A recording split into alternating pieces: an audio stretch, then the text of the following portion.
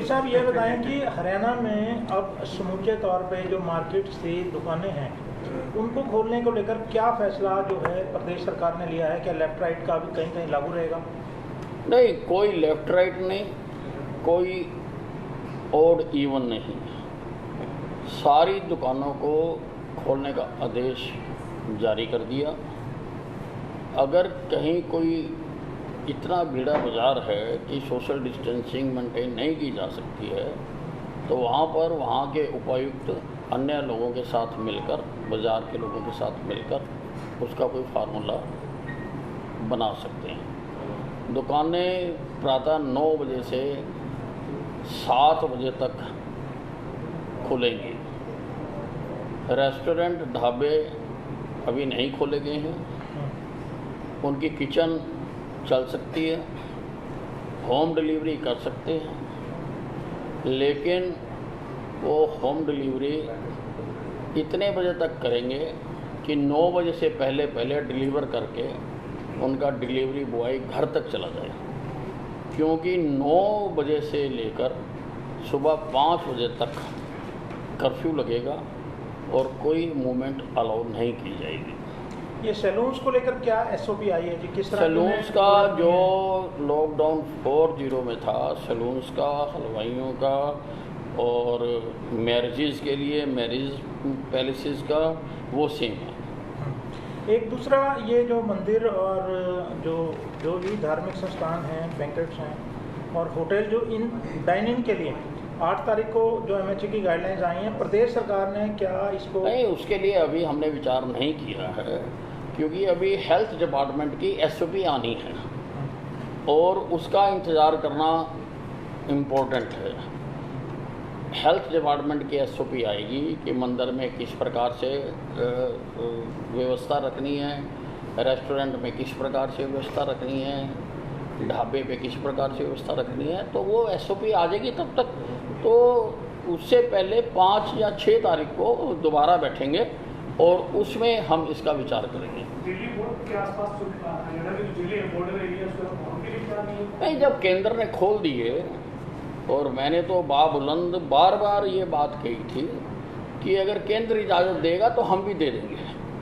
तो जब केंद्र ने खोल दिए तो हमारी सरकार ने भी उनको खुला रखने का ही फैसला किया है। लेकिन और हम स्थिति पर लगातार नज़र बनाकर रखेंगे, डे टू डे ध्यान रखेंगे। अगर आवश्यकता हुई तो इस पर पुनर्विचार भी किया जा सकता है।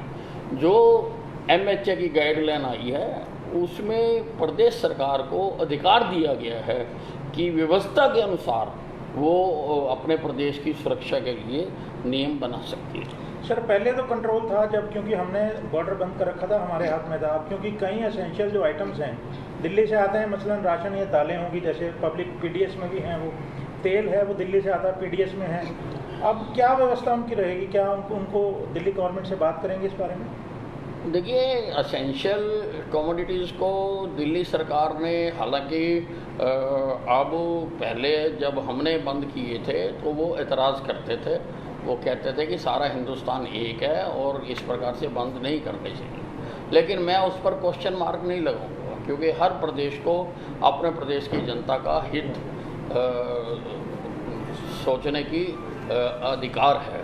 तो अब क्योंकि उन्होंने अपनी सीमाएं सील कर दी हैं तो उसमें उन्होंने एसेंशियल कमोडिटीज़ को आने जाने के लिए इजाज़त दी है, कोई रोका नहीं। सर, अब हमारी हेल्थ में लेके क्या एसओपी है? क्वारंटाइन के पीरियड है और जो हम रिलीव करते हैं कोरोना पॉजिटिव को, उसको लेकर अब हमारी क्या प्रोटोकॉल है? देखिए, अभी तक तो यही है कि जब तक पेशेंट नेगेटिव ना हो जाए उसको डिस्चार्ज ना किया जाए। अब आगे कोई एसओपी आएगी तो उस पर हम विचार करेंगे। क्वारंटाइन का पीरियड कितना है? क्वारंटाइन का पीरियड भी अभी 14 दिन का ही है। सर, हरियाणा के जो जिले हैं अपने 100 केस आ रहे हैं, जैसे गुड़गांव है, फरीदाबाद है, 150 केस दिल्ली आ रहे हैं। ऐसे हरियाणा के जो ज़्यादा केस जिन जिलों में आ रहे हैं, वहाँ के लिए कोई स्पेशल स्वास्थ्य विभाग की कोई? नहीं, अभी सारे प्रदेश के लिए एक ही कायदा बनाया है। सर एक आपने ये कहा था कि वो 4 डिस्ट्रिक्ट की रिपोर्ट जो है वो मंगाई गई है कि जो गुड़गांव या सोनभद्र की, उसको लेके सब कुछ निकला है कि हेल्थ विभाग की? नहीं, अब उसके बाद परिस्थितियाँ बदल गई हैं ना, तो अब जो नई गाइडलाइंस आ गई हैं वो हमने जारी कर दी। सर तो गुड़गांव में कभी 100, 150, 200 ऐसे केस आ रहे हैं। एक खबर ये भी आ रही है कि पिछले दिनों 800 से ज़्यादा केस ऐसे थे जो आप लोगों ने रिपोर्ट में नहीं चढ़ाए। अब वो उस खाना गलती बड़ी चूक हो उसको दूर करने के लिए रोज़ाना 150, 200 ऐसे केस ऐड ऑन किए जाते हैं। 850 केस नहीं, ऐसी ठीक बात नहीं। ऐसी कोई बात नहीं सर। सर आने वाले टाइम में कोई SCT की मीटिंग बुलाई है आपने? नहीं, मुझको SCT की मीटिंग नहीं बुलानी है। मुझको उनके कामकाज में किसी प्रकार का दखल नहीं देना है, और मुझे पूरा विश्वास है कि SCT पूरी गहराई के साथ काम करेगी। उन्होंने 2 महीने का समय मांगा था। उन्होंने कहा था, हमने SCT के चीफ से जो TC गुप्ता हैं उनसे हमने पूछा था, तो उन्होंने हमें कहा कि एक्साइज ने हमें दस्तावेज नहीं दिए हैं और हमें अभी फर्दर जांच करने के लिए 2 महीने का समय चाहिए। तो हमने 2 महीने का समय दे दिया, और ADGP यादव रिटायर हो रहे थे तो हमने उसकी जगह पर अकील मोहम्मद ADGP को लगा दिया, और मुझे उम्मीद है कि ये तीनों की टीम बहुत अच्छा काम करेगी। सर आपको लगता नहीं कि जिस तरह से जब SCT का गठन किया गया वो 15 या 17 दिन की अवधि थी, एक्सटेंशन उन्होंने 2 महीने की मांग ली सर, काम में ढिलाई होगी, जांच में ढिलाई, या नहीं, शुरू में जितना बड़ा हमें ये काम लग रहा था, शायद वास्तव में ये उससे बहुत ज़्यादा बड़ा काम है। सर अब जिस ये तरह क्या से ये अंतर्राज्यीय हो गया जी? अंतर्राज्यीय घोटाला है शराब का, कई स्टेट तक तार जुड़े हुए, तो आपको लगता है कि SCT के लिए ये टाइम भी कम पड़ेगा दूसरे स्टेट में जाना काम करना? नहीं, SCT ने कहा है, क्योंकि उनको सारे काम का उन्होंने आंकलन किया है और उन्होंने कहा है कि 2 महीने में वो इसकी रिपोर्ट दे देंगे, तो मैं समझता हूँ कि दे देंगे। सर गुप्ता जी ने जो ये कहा कि एक्साइज डिपार्टमेंट कागजात नहीं दे रहा, क्या नॉन कोऑपरेटिव रवैया एक्साइज डिपार्टमेंट का जांच के प्रति या SCT के प्रति? नहीं, उन्होंने ऐसा कुछ नहीं लिखा है। उन्होंने केवल इतना लिखा है कि जो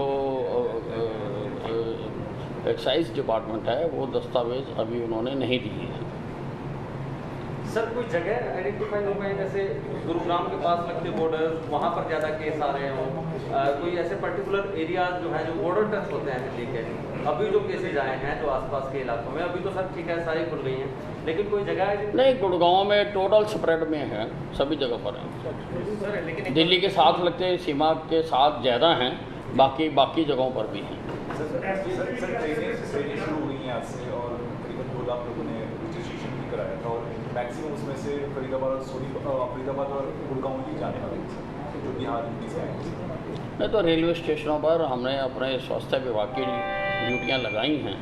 जो लोग आ रहे हैं तो केंद्र की SOP के मुताबिक उनका सर्वे करने के बाद ही उनको आगे जाने दिया जा रहा है, घर जाने दिया जा रहा है। सर एक बार DTC ने कहा था कि हम दस्तावेज सौंप चुके हैं। मुझको मालूम नहीं, मुझको जो SCT के चीफ TC गुप्ता ने लिख कर दिया वो मालूम है। सर अभी हमारे पास टेस्टिंग की कितनी है भर्ती हुई है सर, वो ज़्यादा इसको बढ़ाने को लेकर कि आप लोग पहले तैयारी कर रहे हैं, चार्ज क्या दे रहे हैं? देखिए, हमने शुरू से ही व्यापक स्तर पर कोरोना से लड़ने के लिए तैयारी की थी। हमारे पास 12,000 पेशेंट को एडमिट करके ठीक करने की व्यवस्था है।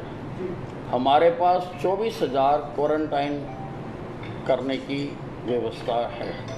हमारे पास सफिशेंट मात्रा में वेंटिलेटर हैं, सफिशेंट मात्रा में हमारे पास PP किट्स हैं, सफिशेंट मात्रा में हमारे पास N95 मास्क हैं, मेडिसिन्स हैं। तो हालांकि उसके बावजूद भी हम प्राइवेट अस्पतालों में भी कुछ बेड्स जो हैं वो हम लेने लगे हैं, और उन बेड्स पर भी प्राइवेट अस्पतालों में भी अगर कोई जाना चाहेगा तो वो जा सकेगा। हालांकि वहाँ पर उसको पेमेंट खुद देनी पड़ेगी। और सरकारी अस्पताल में जो भी आएगा उसका सारा खर्चा हम करेंगे। हम पूरी तरह से तैयार हैं। साहब एक ये कल सीएम साहब ने कहा है कि जो ये नगर निगमों नगर पालिकाओं के जो चुनाव प्रस्तावित हैं होंगे, नगर निगमों के भी होने हैं, वो डायरेक्ट ही होंगे जो मेयर्स के या अध्यक्षों के जो चुनाव हैं। ऐसा पिछले दिनों में मीडिया में खबरें थी कि आपने उस बात के लिए जो डायरेक्ट चुनाव के लिए हवाला देते हुए, लोकतंत्र का हवाला देते हुए इस बात के लिए टिप्पणी की थी कि ऐसा नहीं होना चाहिए। देखिए, मुख्यमंत्री जी ने जो कहा है कि फैसले सामूहिक तौर पर लिए जाते हैं, और ये ठीक बात है कि ये फैसला सामूहिक तौर पर लिया गया था, ये ठीक बात है। लेकिन अगर कोई फैसला गलत लिया गया है उस पर पुनर्विचार करना भी प्रजातंत्र का हिस्सा है। इसलिए मुझको ये लगता है कि डायरेक्ट चुनाव कराना ठीक नहीं है। इसलिए मैंने फाइल पर लिखा और मेरी अब भी राय ये है कि इस पर पुनर्विचार करना चाहिए। कोरोना के लिए सर स्पेशल गवर्नमेंट स्कीम है, कोरोना के खिलाफ फाइट रही। हाँ जी, ये वाला तो हो जाए हम लोग पहले पूरा। चलो बस, और थैंक यू सर। हरियाणा से जुड़ी खबरों की तह तक जाने के लिए सब्सक्राइब करें खबर तहलका, बेल आइकन को प्रेस करें।